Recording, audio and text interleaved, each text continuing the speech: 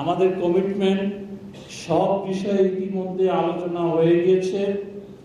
আমি একটু ভিন্ন আঙ্গিকে কথা বলার চেষ্টা করব। যদি কোনো অপরাধ সংগঠিত হয়, যদি কোনো অন্যায় সংগঠিত হয়,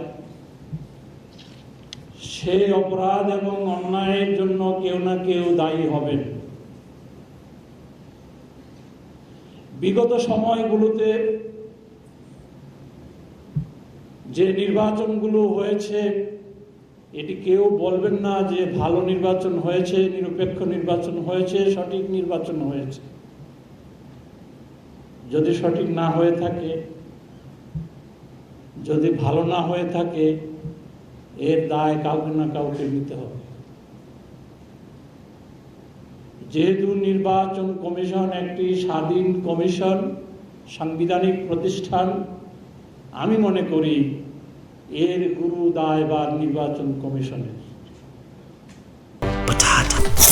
বাছাই করা আলু আর স্পাইসি সিজনিং এ প্রাণ পোটাটা চিপস নাকি বিস্কিট খেয়ে বুঝে নাও। আমি কোনোভাবেই এই দায়কে এড়াতে পারি না।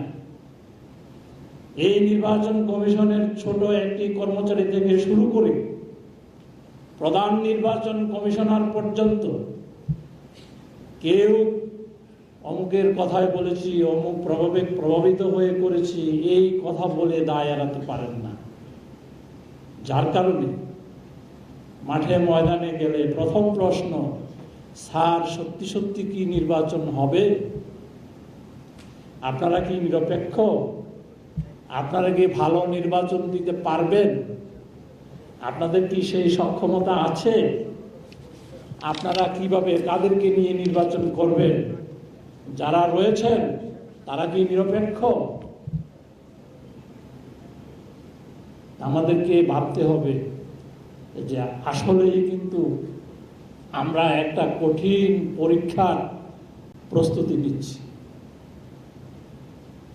আমি ব্যক্তিগতভাবে বিশ্বাস করি এবং আমাদের যে বর্তমান নির্বাচন কমিশন দৃঢ়ভাবে বিশ্বাস করে এবং ইস্পাত কঠিন প্রতিজ্ঞায় প্রতিজ্ঞাবদ্ধ,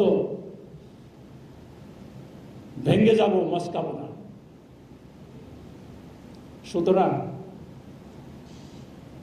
আজকে আমরা যারা এখানে উপস্থিত রয়েছি সবাই কম বেশি নির্বাচনের সাথে জড়িত। একটি সুন্দর, সুষ্ঠু, নিরপেক্ষ, সর্বোত্তম নির্বাচন উপহার দেওয়ার জন্য সবার সহযোগিতা কামনা করছি। নির্বাচন কমিশনের একার পক্ষে একটি ভালো নির্বাচন করা কোনোভাবেই সম্ভব নয়।